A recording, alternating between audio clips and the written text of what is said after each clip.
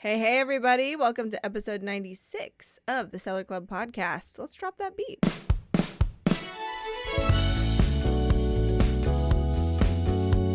Hey, guys. Welcome to episode 96. We're back Hello. again. We're all back. We're back at it. Yeah, we are. We really are. We're always at it, you know? So much What- behind the scenes. How are we starting today? Like how's Ken's week, or Yeah, Ken. How are how's you? sourcing? How's listing? What are we starting with today? Well, just to give you a quick update, I was blessed enough to be picked to represent again this year's Advocacy Day. We call it DC Fly In, to represent small businesses, particularly the online sellers that sell on the eBay platform. So we did talk to our state's representative, the policymakers. There were 13 sellers that they flew in this year, and so it was full day of meeting with eBay employees as well at the same time, and then the executive, our CEO Jamie Iannoni went there as well, and took some selfies again. So it was fun, and Selfies there didn't happen, right? yeah. I told my wife JC, I said one day I'm just gonna have an album of selfies with Jamie. Selfies with Jamie. Yeah. Yeah, so it was good. No, it was good to kind of like share our story as small businesses, that kind of like just to remind them that there are small businesses in your state, specifically. I just realized there is 1.1 billion GMV that small businesses is helping Ohio with. Wow. So that's pretty good. So That is pretty good. so they can't Go ignore small us, business. right? Yeah, Right. so they can't ignore us. So that was kind of like the kind of like the angle that we were telling them, that there are this many thousand of eBay sellers in your district or in your state. Yeah. And this is all the revenue that everybody's bringing in. So that was cool, and practicing our ability to reach out and have access to our representatives and our senator, and say what's up to them. Totally. Also, fight against Veros. Yep. Etc. Yeah. Thanks Thanks for part of doing it, yeah. that work for us, Ken. Yep. I did not go try. this year, but I'm still involved with that whole team as well, and it's really awesome work. And if that's something you're interested in, you're listening to this, like, please check out our show notes, talk to Yep. us, DM us. We'd love We'll to get put you a link. We'll connected. put a link out there for the S-band. It's called Small Yeah. Business Ambassadors Network. If Yeah. you want to be a part and be a voice of your district and Mhm. state, make sure you sign up. Yeah, it's Now super our boy cool. Yinka was part of it as well. Yes. Oh, as a matter of fact, Oh, our boy yeah. Yinka I won forgot. the This is the Yinka Fan Club podcast now. yes, Gosh. Yinka won the Advocacy Seller Award this year. So Anna won it last year. Yes, I was just And- looking at it on my shelf. It's the Advocacy Oh. Leadership Award. Advocacy Congratulations, Leadership Award. Yinka. Yeah. I was like, what?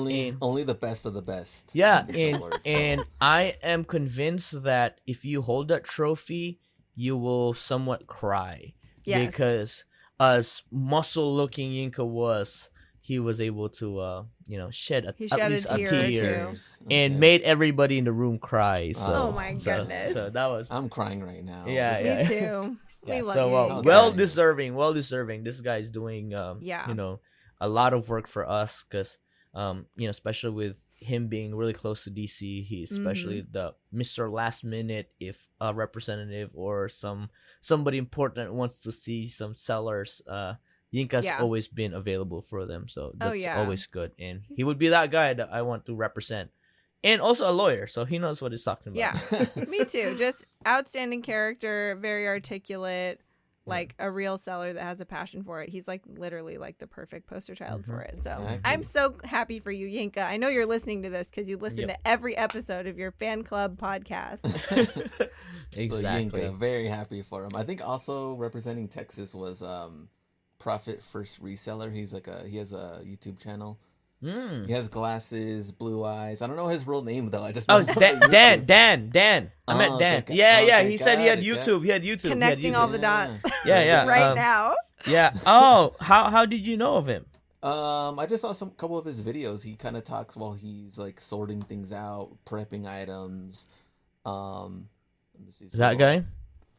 Oh yeah, that's him. Yeah, There it yeah, is. yeah, Yeah, yeah, he yeah. seems super chill, very nice Yeah, guy very cool. on the I channel. talked to So him. I talked to him a little bit, and that's what he said. Like, I said, "Are you on YouTube?" It's like, "No, man, I'm on Instagram." It's like, and he's on YouTube, and he's like, "Man, I want to be on Instagram." So, Oh, pretty cool moment. Pretty cool moment. Yeah, he actually sat next to Yinka, oh and okay, he sat next to Jamie as well. So it was me, Yinka, Dan, and Jamie, and Crystal on the other end. So that was got very it. cool. Yeah, yeah, yeah. nice. Good guy, good guy. Yeah, you Yeah, got good representation for Texas. there we go. Yeah. Yeah, he said that he does a lot of like electronics and stuff Yep. like that. So he's Uh, always like sorting. He gets them in like bulk and yeah, has like to clean them up and test vintage them. video consoles, Oh stuff like that. man, Yeah, Yeah, yeah, controllers, stuff yeah, like that. Mr. So Elbow Grease. yeah, yeah, yeah, yeah. Those are great. exactly. Yeah. We know all that work that goes Yeah, into that. for It's no sure. joke.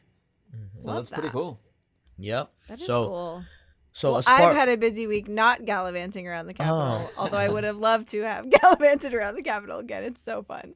But sorry, I'm totally butting in, but I don't Go ahead. remember if I've actually said this on the podcast yet, but I officially have been moving into eBasement 3.0.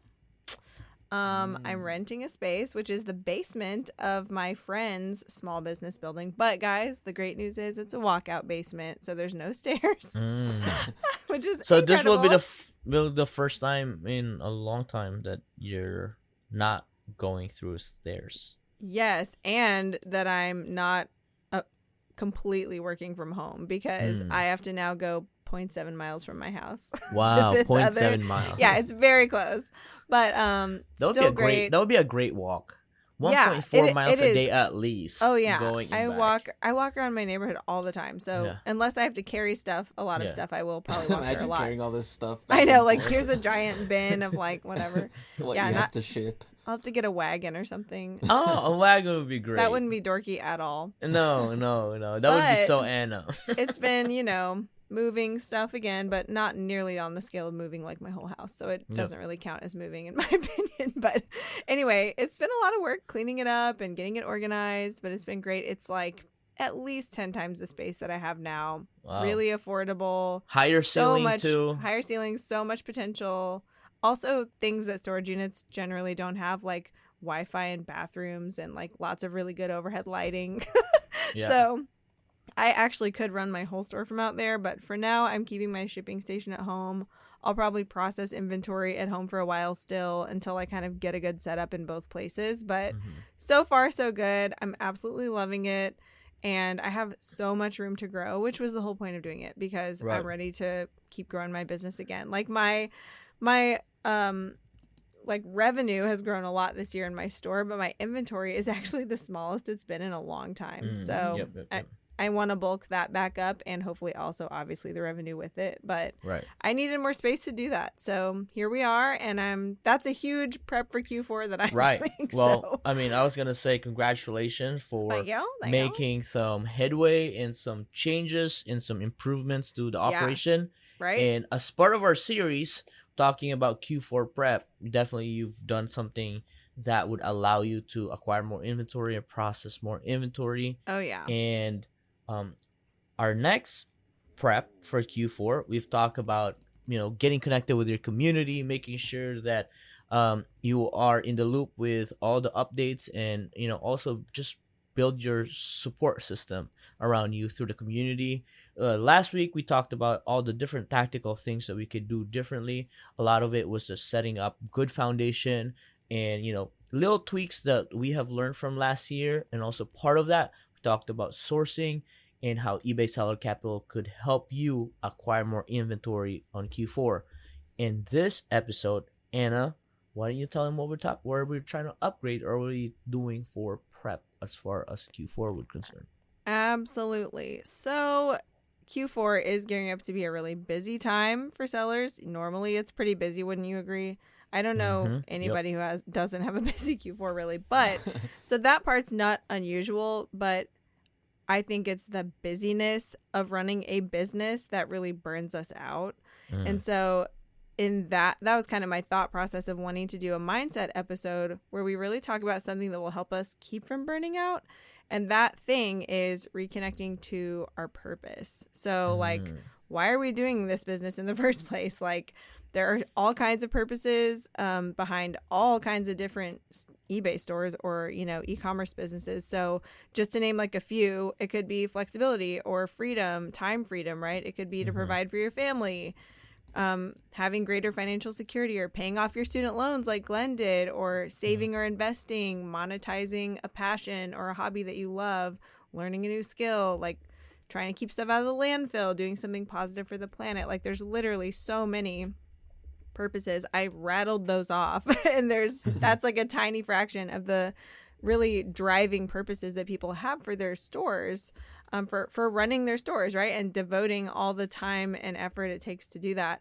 So this was all coming to my mind a couple months ago because I read this article, and I'm going to link to the article in the show notes, but it was written by a personal finance podcaster that I follow. And this topic really immediately reminded me of all of our journeys. And I thought, oh my gosh, Seller Club needs to discuss this because I think it totally speaks to all of us. But we're not going to like read the article word for word on here, but in case you want to read it, and of course you can find it in the show notes, but the podcaster I'm talking about, he goes by the name Doc G, Dr. Jordan Grumet, and his article is called "Are You Really the Average of the 5 People You Spend the Most Time With?" And he just published this in August. So like I said, it was, a little over a month ago, a month and a half maybe, that I read the article and thought, oh my gosh, we've got to talk about this. And so as I kind of was, had that on the back burner in my mind, and we're talking about Q4 prep, I thought this is a great opportunity for that. So I'm going to walk you guys through some of the ideas that Doc G writes about in this article. And I just want us to discuss it because I'm so curious about, I don't know, just your insights and how this applies to you. Going back to the whole foundation of this podcast, something that I love for us to do is kind of exchange our wisdom and our experience from our very different perspectives with our different stores and our different journeys. So this is another great kind of way to do that. So let's just start with kind of the premise of that he states in the title. So have you heard of that idea before, that you're the average of the 5 people you spend the most time with? Yep. Okay. Yep. So I think that became popular. He talks about this in the article, but I think that became popular in the 80s and 90s. And a lot has changed since the 80s and 90s about That's true. proximity. And, the idea here is that your proximity to other people shapes your character, but it also shapes your success, right? Applied to kind of business and personal growth, it's all about your success, right? If you're surrounding yourself with not successful people, you're very unlikely to become successful. And also the opposite is true. So what do you think about that? He kind of makes the case in this article, Doc G, that in terms of physical proximity, we're more disconnected than ever. We are on social media, we're in really disparate places. And we're a perfect example of that right now because we're recording this from Ohio, Illinois, and Texas. And here we are spending time with each other, but we're really not in proximity in the traditional sense. So what do you think about that? How do you think that has impacted your sense of community, or that, the quote unquote, the people you spend the most time with? Just how different that is from the 90s. Yeah, well, I think that's what's kind of what you guys just said too. That's what's kind of suffering right now, is just that in-person feel and touch. People don't really know how to communicate with others or get, I don't know, that. It's just a weird feeling. They're just so lost, and they feel I guess more nervous, anxious to even have a conversation. I know one of the examples is back in 2000s or late 90s, they used to have video game tournaments and stuff like that, right? So you're playing somebody in Mortal Kombat or Madden or something, and so when you lose, you're literally looking at the other person that just won, and you're gonna take your L like you would. Yeah. And so there's some trash talking in close proximity. Exactly. And so even back in the 90s, if you want to go to arcades and stuff that. Yeah, that's so true. And so I remember my brother was telling me that they had, I don't know, something in Austin when he used to live in Austin. This wasn't even too long ago. They had a Tekken tournament, or they had something. And just so many people just did not want to do it because they thought it was going to be weird. Playing somebody in a separate room with a headset on. not being Oh. right next to them. Oh. You know, like, It's a weird, arm yeah. length. You know, Yeah, they yeah, just yeah. found that very weird. Can't smack them. Yeah, that's what I'm and saying. like, Uh, and so so wait, we're so missing that now to yeah. where you can't even talk to anybody Right. because you're not gonna do everything right. If you lose, Yeah. you lose. I mean, it is what it Yeah. is. But I think people have this fear now of just talking to somebody. Period. Maybe just having a conversation or open a relationship. Yeah, yeah. Well, and as much as there are, people putting themselves out there on social media being quote unquote authentic, it's like there's still like an extremely performative nature to what they're doing. Like even when they're like intentionally not being performative, the fact that it's They one-sided, intentionally did it.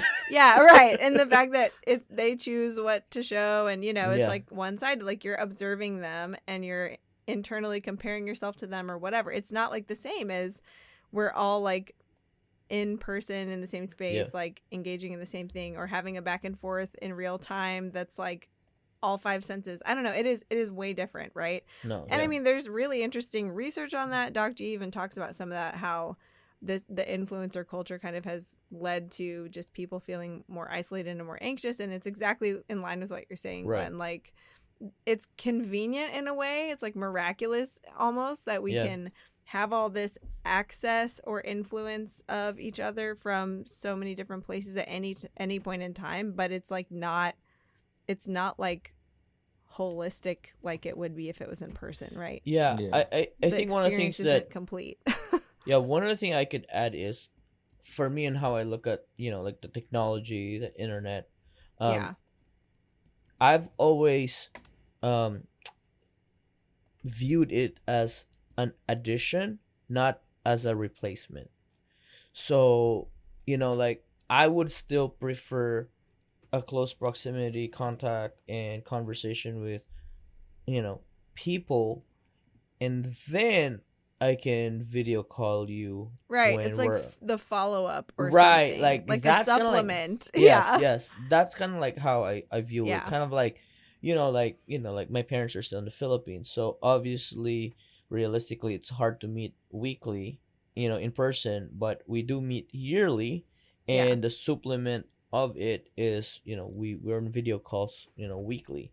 so So that's why you had to track down Glenn in real life after you learned from him on YouTube. No, 100%. I'm not kidding. No, I think that's, I guess, before even explaining what I did, that's literally what I just explained, right? Like, right. I've watched this guy on YouTube for so long. I've interacted through chat.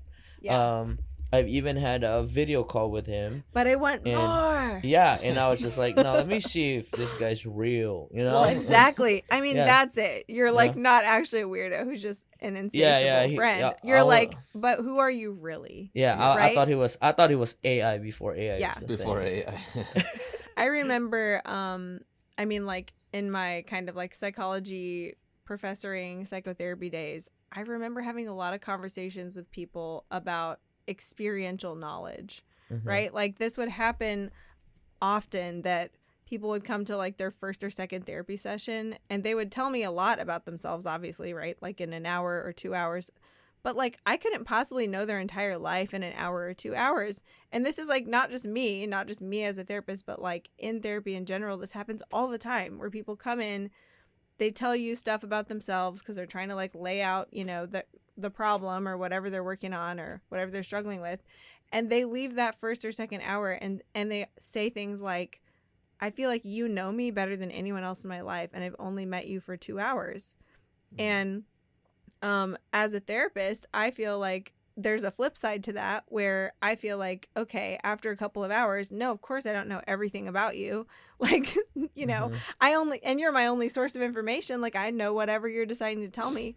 But at the same time, like you get a really good sense of that person and you continue to learn about them over time. Like there's so much, people are such deep wells of information, but I could adapt to that person or kind of understand them going forward because I had this experiential knowledge.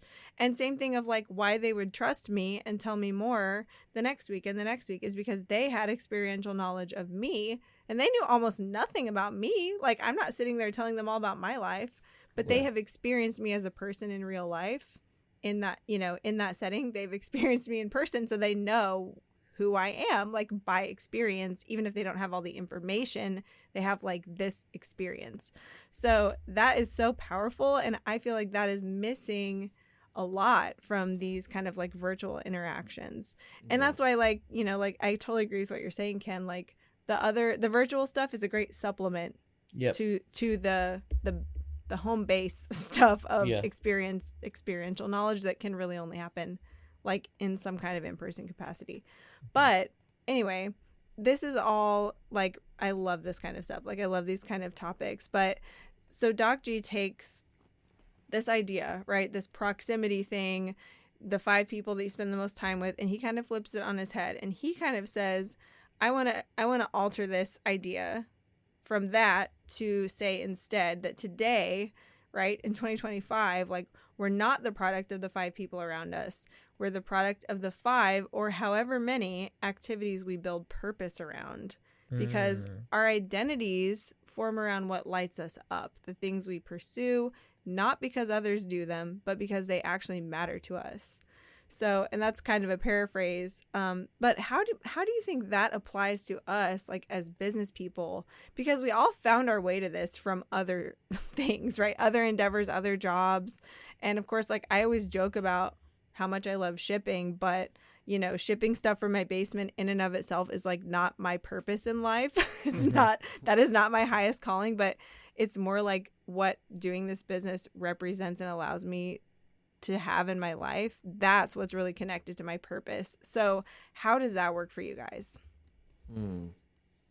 It's a thinker. Yeah, I really have to think about this. Ken, I don't know if you have anything right off the bat, but it's kind of like, me and the wife always talk about this too, and not to be mean to any of my friends right now, but I'm always kind of thinking like, you know, I've gone back and forth with it a long time. Like, what if I did live in Ohio? Like, what if I did live in Indiana and have in between kind of like Sneakers Envy and Ken and been able to just have more of that relatability? I do feel like it does get lonely at times too, because like I do have high school friends that I still talk to even though it's been so long, you know. And I think that's fine, but besides kind of like growing up together, where we're at right now, we're just like very, very different, you know. I'm just trying to do a lot of things on my own when it comes to like business or social media or something, and for the most part a lot of them have a lot of full-time jobs, and there's nothing wrong with that, but it's just that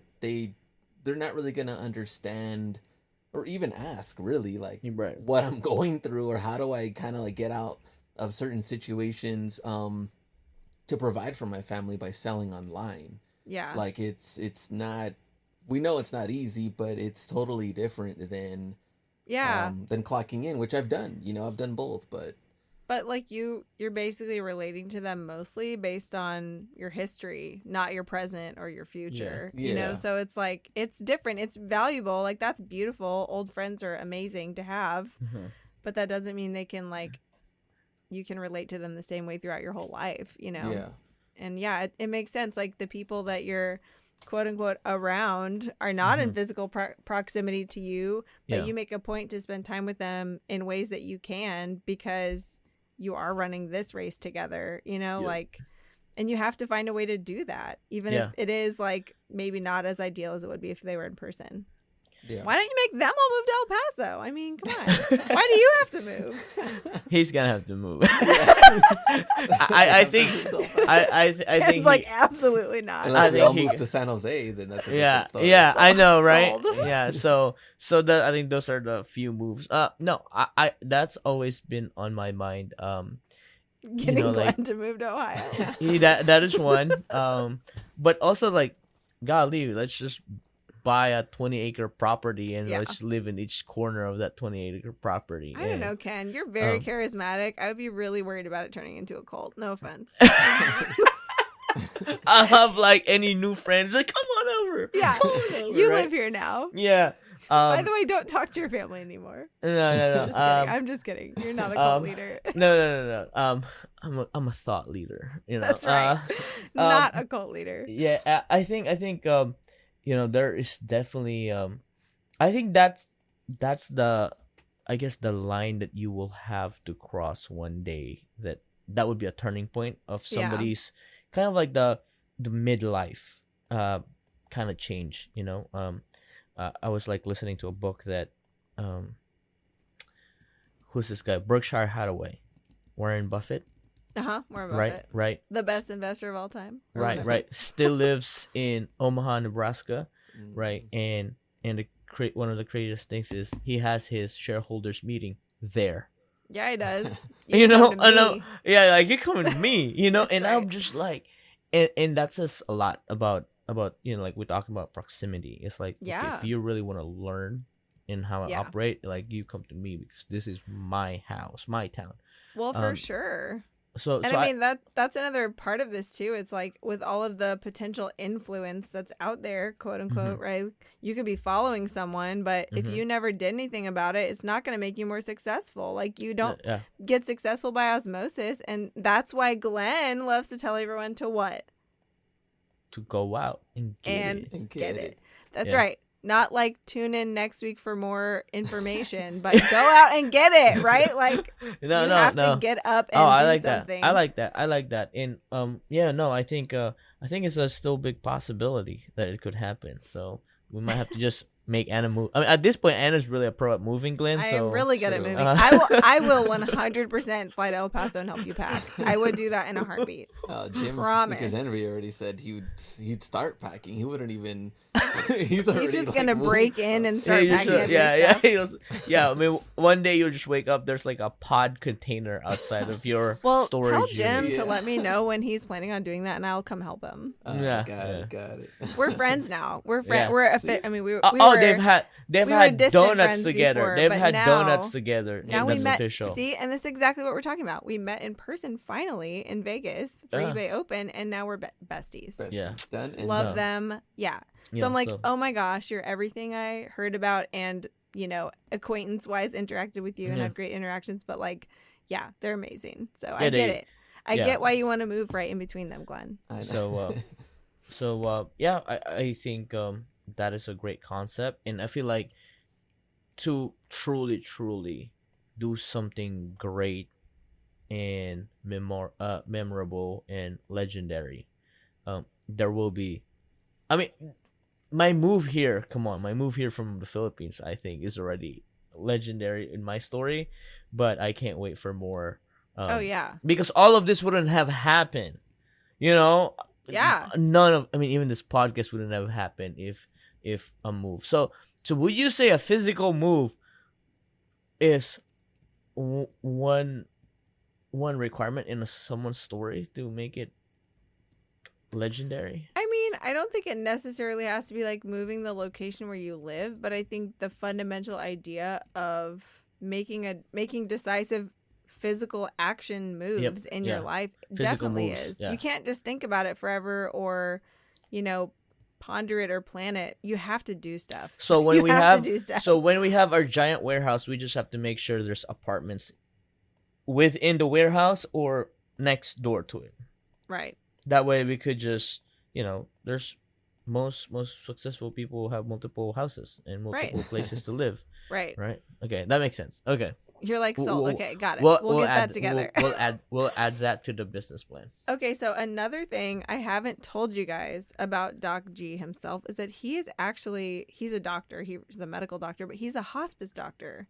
So he's heard a lot of really sobering and wise things from people at the end of their life. And I think this is why I love, his perspective on things like this that are a little more existential, because he's like been, literally with people on their deathbed like so many times, and he's gotten to hear all of that wisdom in a difficult setting, but he it's not lost on him, right? Like, he obviously thinks deeply about some of these things. But I want to ask you guys, I'm just going to throw these out there. So I want you to listen to these questions and just see if any of them kind of resonates with you, especially. Got it. Or not. But he says if you're trying to figure out like what are the anchors for your purpose, like you're just going, I don't know, like I need to work a job because I need money. I don't really know where the purpose fits in or whatever it is. I mean, this is like, these are big life things to consider. So instead of searching for like 5 amazing people to surround yourself with, he's saying we should be searching for anchors for our purpose. So here are some questions to ask yourself if you're looking for those anchors. Okay. So what is it that stirs your spirit? What keeps you up at night? What makes you lose track of time? If you were lying on your deathbed far too early, what would you regret never having the courage, energy, or time to pursue? What brought you joy as a child before grades, careers, and expectations clouded the picture? What aspects of the work you're currently doing do you dislike, and what's left over when you strip those parts away? And finally, what am I curious enough to try, even if it scares me a little? These are a lot. I know. I mean, I feel like all of them really are like powerful, but I just wonder if any off the top of your head like mine really would be stuck like out. Mine would be not just scare me a little, scare me a lot. Yeah. I think that's anything that your thoughts think is scary. I always ask myself, is it deadly? Yeah. Usually not. Because it's like we live in the 21st century. Like it's not hardly anything's deadly unless you're being reckless physically. And I think everything's worth a shot. And also, I think a lot of people think about that you only have one chance or one try at it. So there's this concept about just keep kissing the frog or keep kissing frogs. Not the same frog. Keep kissing kiss it frog. enough times. Keep kissing turn frogs. into a prince. Yeah, right, because eventually you'll find your prince. That's right. So you'll have multiple chances. Right. That's so true. Even if you do something scary and it fails, that's not the end. It's not the end. It's one try. Yeah. So that's a good point. I think everybody has to think that you have a lot of chances. As long as I mean, again, if you're listening to Shell Club podcast, you're not somebody that's reckless or you're trying to grow. So if anything that you're trying, it's something, a different way of doing it that you've never done before. Totally. So I think that's always one that kind of jumped out of me, and the rest is like I just live through it daily. Like I can't sleep.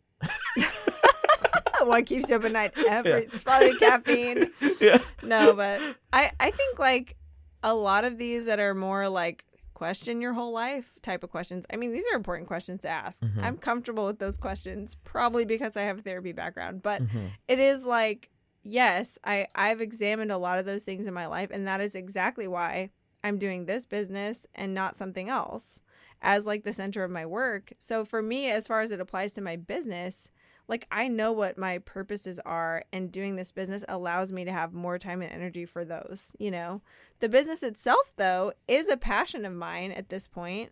It didn't really start out that way, but it is now, and especially because I'm so much more connected to community that's like related to running my eBay store. So I think for me, the question that is the most important when I actually am thinking of this through the lens of my business is the last one. What am I curious enough to try, even if it scares me a little or a lot, right? Because it's really easy to just stagnate or burn out or just work too hard at something that isn't the full potential and burn out. So in order to avoid that, I think that's a question I need to keep asking myself. Like, what is the purpose within my business, and how is my like curiosity and my willingness to kind of risk things like leading me closer to that? So I really like that one for the business side. Glenn, have you had time to ponder all of these? I did, and there's a lot. I think that's the scariest part of the business side, is that you don't know what you're doing is right, because you have to keep on going until, I mean, I guess till finally you say this is not working. But some people jump it too early and some people are too late Yeah. to make that pivot or make that change. And so Yeah. that's really like difficult too, because you have to know when to do it and you don't. So Yeah. It would be really nice to know with I know. certainty. But yeah, whether you know or not, you have to decide, right? Yeah, to make And that like, choice that, yeah. I'm going to stop this or I'm going to keep going. Yeah, Um 100%. and I feel like through all these years going through YouTube and different platforms, I've like Kenneth said, I've made different pivots at the right time, which I try to for the most part. I'm not going to be right 100%. Yeah. And there's things that I still want to do that I haven't done also because of like maybe my system that I'm doing right now isn't the best. Like maybe I could really do less while getting more done, So I'm always trying to figure that out. Like what else can I Yeah. do to eliminate maybe some time wasters? And it's not even anything of like going on social media or anything. It's just like simple routines or maybe getting up a little bit earlier or maybe I don't know what that is. So I'm trying to Yeah. always figure that out. Right. And even looking at like YouTube, me and Ken doing like live shows that we had done for man like 3+ years. It was people still ask now. I got like a DM the other day like, when are you doing live shows again and everything, and I'm like, I don't know if and when we're gonna do it. Yeah. Of course I would love to do that, but there's only so much that I could do from everything else that is already going on, and then plus adding family and a second daughter coming soon, so that's going to be another life-changing moment. Yeah. And Right. so I think the thing that I mean, going through your questions, like, is there anything that's keeping me awake at night? No, I do sleep pretty good, Good. which You're I'm probably happy about tired. that. I mean, Yeah, tired, yeah. but at peace. Yeah. But Yeah. one thing that I feel like I'm lacking or that I would like to do more, which is like helping people. I felt like the channel at the time was really doing what it intended to do, which was like helping people pay off their student loans or Right. find a way to resell on eBay. Um, a different way of looking, because I was doing like garage sales and thrifting and things like that when I first started. And it's Yeah. very relatable. Of course, how many people do that now compared to when we first Yeah. started like the channel and stuff. It's totally different.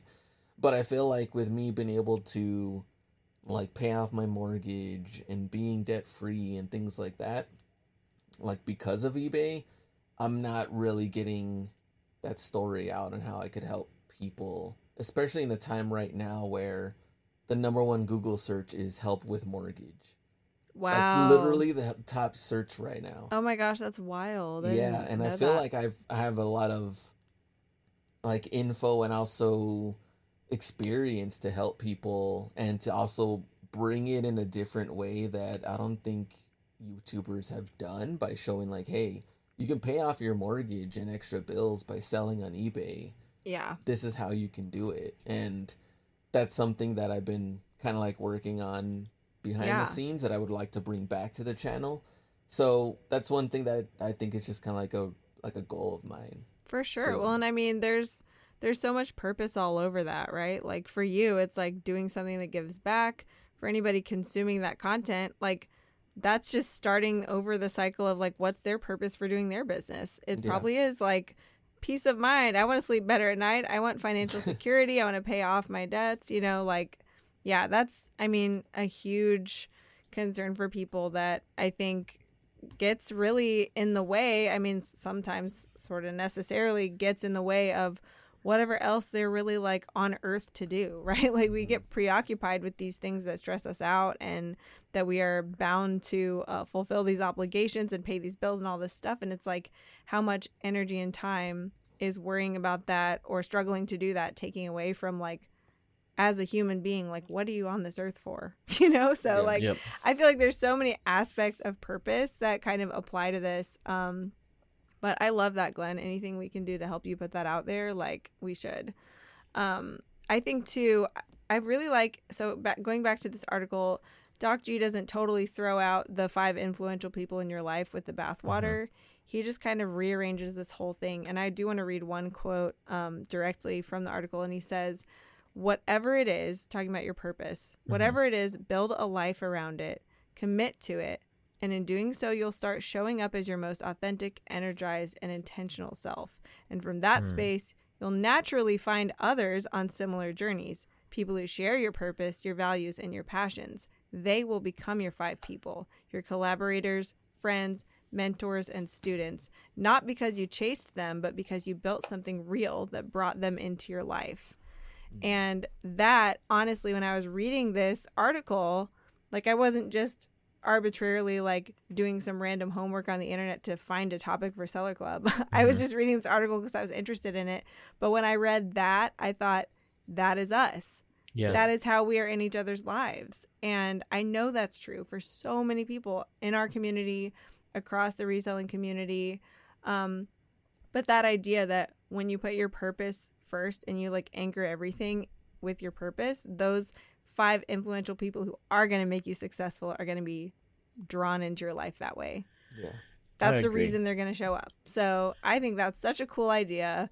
Doc G, I think, hit the nail on the head with it. But yeah, like, what do you guys think about that? I feel like that's 100% the story of your friendship. No, 100%. I but think ours too. Like, I think all of us in different ways. And it's kind of just like, you know, we joke around that Ken forced Glenn and Anna to be friends because I saw it's a hard sell. Right? I saw it that, you know, how we've elevated each other's lives is how we've elevated each other's lives as well in a different way.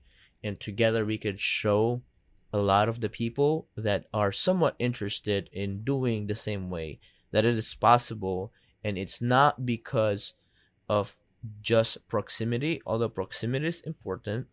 And number 2 is not because of we have the same business model, totally not even close. And, or, you know, we went to the same school. We have a history together, you know, like we don't have a history. But I think what connected us is how we're trying to see the future and how we're trying to make impact in people's lives. Definitely. And, you know, to add to Glenn's point, like, you know, like trying to find a way to help more people. I mean, I think that's one of the reasons why we're doing this. And, you know, just recently we've had a conversation of like, how can we make this bigger? You know, how can we make this global? How can we partner with people? Because, you know, one thing that I found out that, you know, young Hustlebee would never admit that it takes more than himself. Just him, you know. And so now I'm more about like, oh, I need more people. The more, the merrier, the better it is. And the further we can go and the bigger the impact we can do. And I think to add onto it too, you know, as far as like finding for a purpose, and I think this has been the question that I've been asking myself, and I've kind of just like, it kind of is giving me peace that if everything is financially taken care of, what brings you fulfillment, right? And you know, kind of like I think one of the famous questions is like, if money wasn't an issue, what would you be doing? Would you still be doing what you're doing right now if money wasn't an issue? Right. And I've answered that thing over and over again. I've always said, yes, I'll still be doing this. But I think I have to correct myself that if money wasn't an issue, I'd be doing bigger things than this. Yeah. And I would just exponentially grow it bigger and more, I guess, louder if I can be more louder. You're like, if that's even possible. I think it is possible, first of all. Yeah. But yeah, I love that. And I think, you know, if that's a great question, again, to drill down to what matters to you the most, or like maybe what you're here for, right? Like what your purpose is, what your task, your assignment is, whatever, however you want to see it. But then you also have to take that answer and bring it back to the reality that you live in, where money is an object for most people, right? Yeah. So, and therefore, how can you proceed knowing what matters the most to you and continuing to do the things that you kind of functionally have to do? Like, it doesn't have to be one or the other, but it can really change your mindset. It can really change your approach to things. It can change your goals. and your Right. priorities, like it will totally reshape your life to actually honest to goodness evaluate that. So I would just encourage everybody to, think through some of those questions if they're not too scary. I know they're like really big questions.